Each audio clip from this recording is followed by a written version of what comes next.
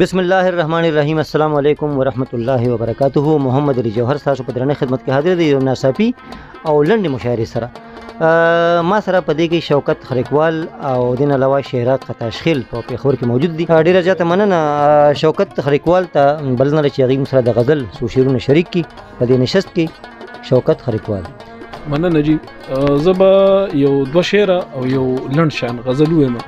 شعرونه دي چې په دې خبره می مدام زړګي دردونه کوي، په دې خبره می مدام زړګي دردونه کوي، دا خلق ولې له یو بل نفرتونه کوي. او جون خو د مینې د وفا او د ښکلا نامه ده، جون خو د مینې د وفا او د ښکلا نامه ده، ناپوهه خلق پکې شر او فسادونه کوي. او غزل لنډ د لنډ بهر غزل به ووایم. دلته چې خوار شي سړی، دلته چې خوار شي سړی، لوی ګناهګار شي سړی، او سخته په جون کې خوي پکې هوښیار شي سړی، او یار چې ته مخ واړوي غر نه گزار شي سړی، او چې ښکلي مخ وویني، چې ښکلي مخ وویني په زړه بیمار شي سړی، او پیاله د بنګو خدا خمار خمار شي سړی، او خلق ترې لرې رزغلي، خلق ترې لرې رزغلي چې بد کردار شي سړی. او مقتدا چې شعر د شوکت داسې دی، شعر د شوکت داسې دی چې ته نظر شي سړی. ډیر اراده او شوکت خلیقوال چې موږ سره خپل تازه کلام شریک کو.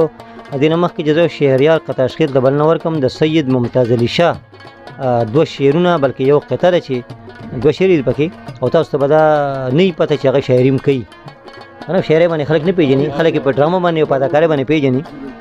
او روز موږ دفتر کې ناسو پر ریډیو کې نو ګوهر صاحب خو په ګوبه کې ناسو دغسې ورې موږ لږ درکنو سلام نه مخکې وایي چې ور نیم که خو کې په قرار وګوري، ور نیم که خو کړي په قرار وګوري، څوک د دیوال د سره بار وګوري، بیا به ورنشم په دغه کوڅه هسې نه زړه راله سکار وکړي. نو هغې باندې شعرونو باندې زه بل نه ورکوم شعرات قطاشخیل ته. مننه ملګرو، تاسو ډېره مننه. لومبې یو قطعه ده چې بنجاري مرشد ته په کومه لاړې، بنجاري مرشد ته په کومه لاړې، په خوشې لاره کې اټاله ومه، او چاپیره اور راله وجود سوځوو، په جکې ګیره د کلاله ومه. او بله یو قطعه ده جي، زه به د اسمان غوندې په چغو درته وجاړم، زه به د اسمان غوندې په چغو درته وجاړم، خو یاد لره چې اوښکې به باران نه وي ګلی به وي، او بیا به جوماتونه زیارتونه لړزوي ګورې، بیا به جوماتونه زیارتونه لړزوي ګورې، آه د سوي زړه نه تندرونه ستا بلی به وي.